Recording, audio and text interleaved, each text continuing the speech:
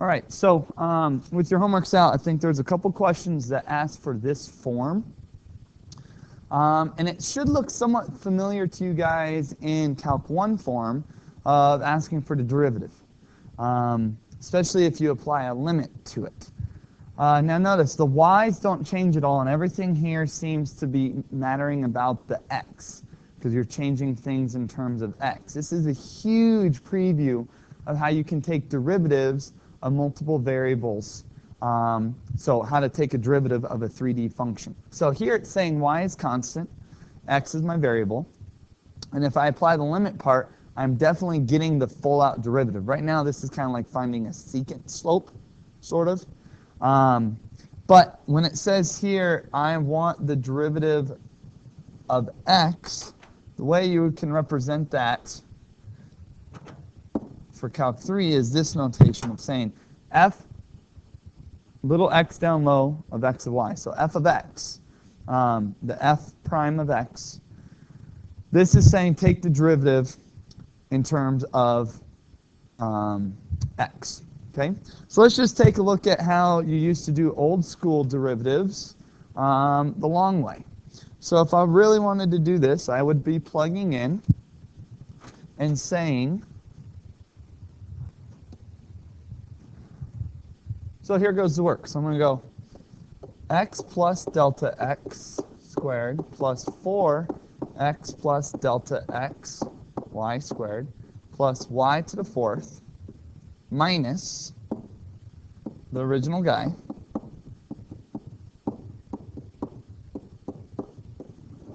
all over delta x.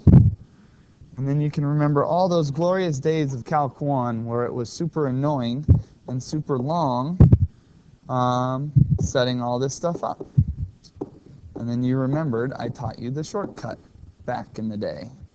4xy squared plus 4 delta xy squared plus y to the fourth minus x squared minus 4xy squared minus y to the fourth all over delta x. Okay. Whoops, way back up front, this should have been an x squared. Sorry about that. So if you remember with me, I used to always say there's two promises. First one was anything that did not have an h in it canceled out. So x squared minus x squared, 4xy squared minus 4xy squared, y to the fourth minus y to the fourth. The next thing is you could factor out that h. So delta x, 2x plus delta x plus 4y squared all over delta x. Finally, those can cancel out. And you got it as 2x plus delta x plus 4y squared. Now remember, if you applied the limit, as delta x went to 0, you're really getting the derivative, which would be 2x plus 4y squared. And I'd be calling that, this is future notation for you, f subprime of x. And if you want, you can add in the x comma y. Okay. Let's pull back up to the top. See if you could see how to take that derivative pretty much directly. If I wanted f of x,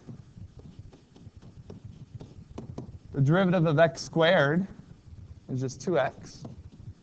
The derivative of y to the fourth, if y is a constant, the derivative of a constant is nothing. Then on this guy here, it'd almost be better to think of him as almost like 4y squared x. This is a number, and the variable is x. So what's the derivative of a number x? It's just that number. So it would be plus 4y squared. Okay? And we did all the work, and that's what we got down here. There. Okay? We'll take derivatives a lot more later in the chapter, but that was just a preview for it. And so here, other questions on your homework from last night, you had this guy. And now everything's about y. So x is a constant, and y is the variable. Okay? Another one I kind of want to take a look at from last night is finding the level curves of this guy. I'm telling you, It is so nice to graph this stuff up front to see what it looks like. And it's nice to graph it in 3D, and it's nice to graph it on a contour graph, okay? The 3D guy I like is that R-Uniter one, and there's a contour one that I'll show you here in a second, okay? Here's the pictures up front, okay? One of them's a contour graph, and one of them's a 3D graph. So it looks like it's a saddle. So it bends down on two regions and bends up on other regions, okay? I really like this contour website, and I'll post it at the end of the notes today, because the green contour says it goes lower, and the red contours say it rises and goes higher. And you can kind of see that over here in the 3D graph, where it definitely looks like there's some parts that bend lower, and then there's some parts that bend higher. So let's actually do it by hand and see if we can get this to compare to what the graphs say from the computer.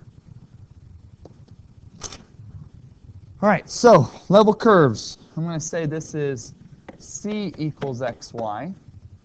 And you guys are used to graphing in terms of y equals. So y equals c over x. There's my set of contours. Okay. So if I was to graph this, 1, 2, 3, 4, 5. 1, 2, 3, 4, 5. 1, 2, 3, 4, 5. 1, 2, 3, 4, 5. Okay. So let's see if I can do this for us. If c equals, let's go with 1. C equals 1. That means I have y equals 1 over x, which is 1, 1, and negative 1, 1, and it bends like this, and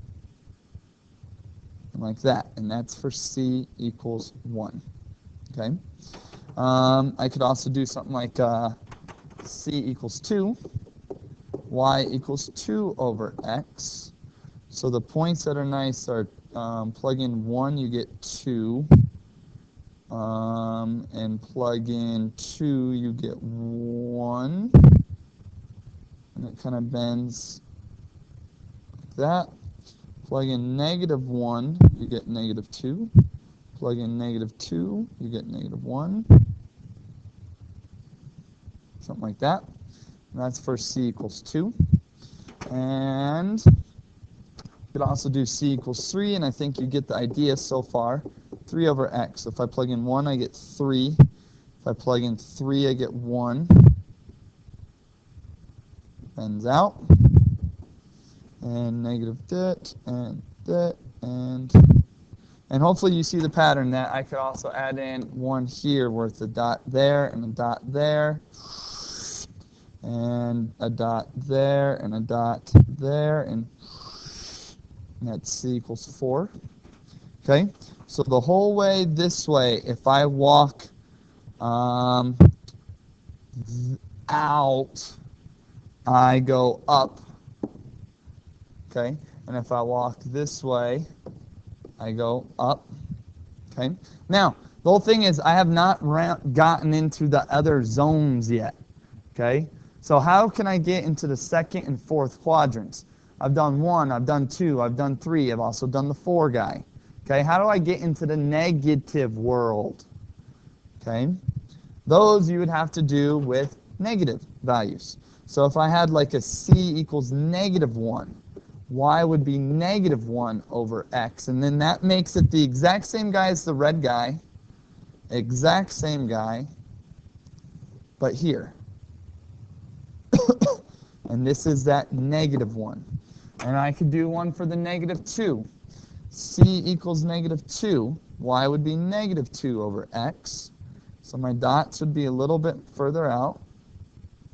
A little bit further out. And that would be c equals negative 2. Okay? And do I have another color? Ooh, cool. I could do this guy. And this guy.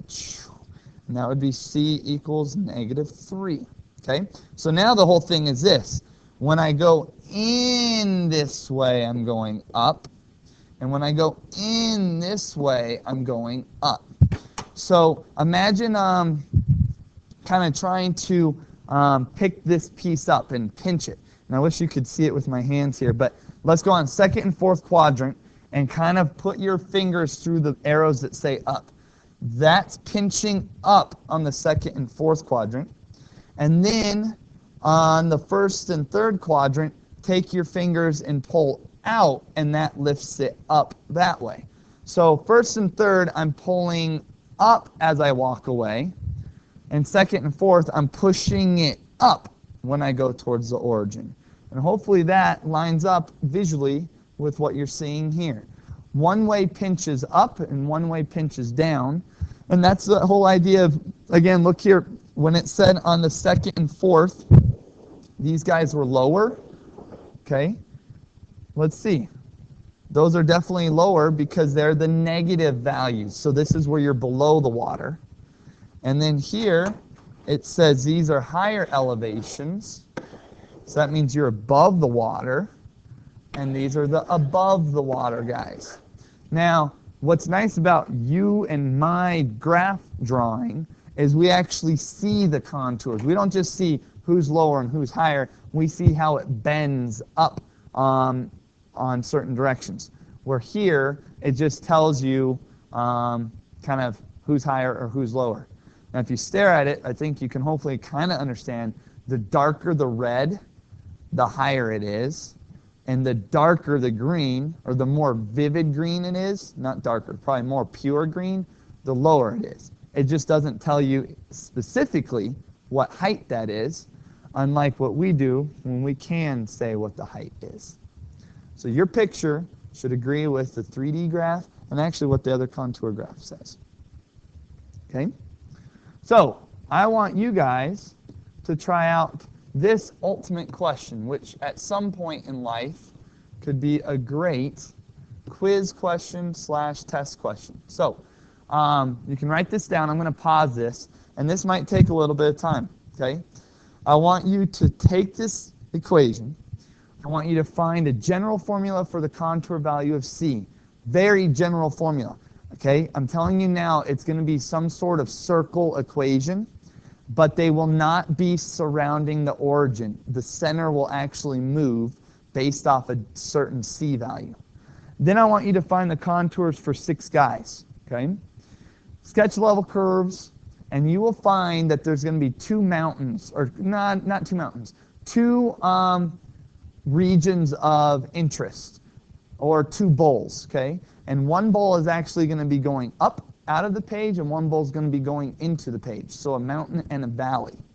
Okay? And finally, the question is going to be, what is the maximum height reached by this graph? Okay?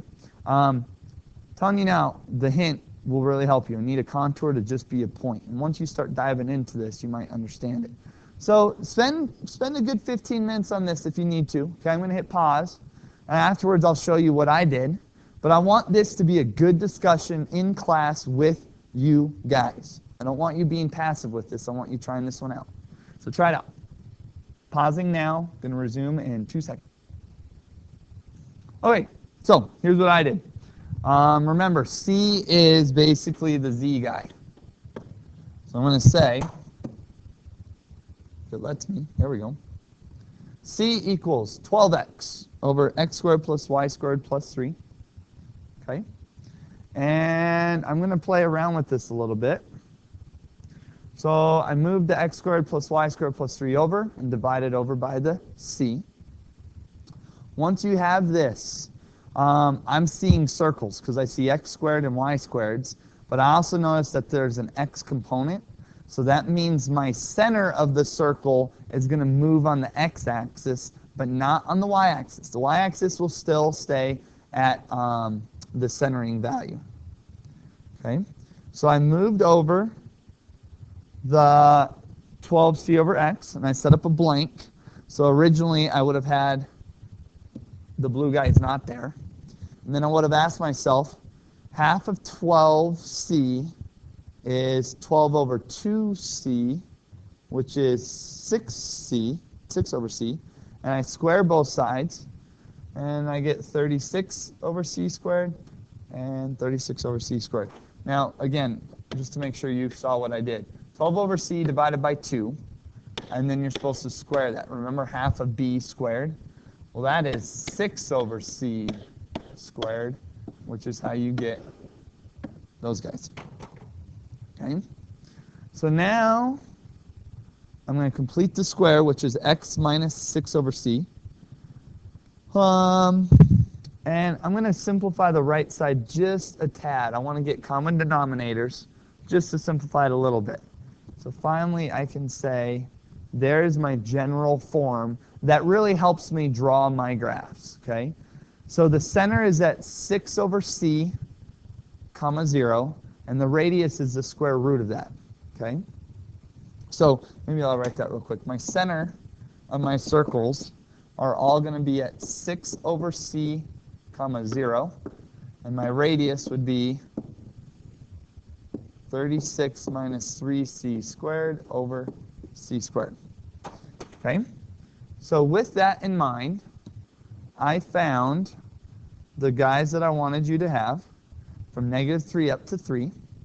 And it took me a while, but I wrote it in the notation so I can easily see where the center of each guy is and what the radius is. Okay? The centers are really nice. The radiuses, the blue guys are nice. The green and the red are a little bit ugly, but we're just trying to get some drawings out of it. So then I drew them. I think it looks like a psychedelic owl, okay, staring at you. Woo, woo, woo. Okay, so I set up the bowls. The blue guys were is it color coordinated or not? Let me see here. Oh, yeah. Okay, so it is. So the blue guys are for c is -3 and c equals 3. And the red is -1 and 1, and the green is -2 and 2. So all of the guys on the left side, when you go from black to red to green to blue, you're going deeper and deeper into a hole. Okay? And on the right side, the highest guy is the blue guy, which goes up and up and up. So bowls are coming out. Now, just to make sure you understand, originally these circles aren't there. I just added them in by saying, hey, if you wanted to make the right side even lower, it would look like that. And if you want the left side to be a little bit higher, it would be like that. Okay? So, zoning in on this, where would the highest point and lowest point be visually? Can you guys see it? That if it keeps getting higher and higher and higher on the blue, the smaller and smaller you get, it would be right at that moment. That purple moment would be the highest. Okay? And I could keep centering in, centering in, centering in, centering in, and there's going to be a low point, which is going to be a yellow. Now let me re-clarify. It's not going to be in the center of the blues.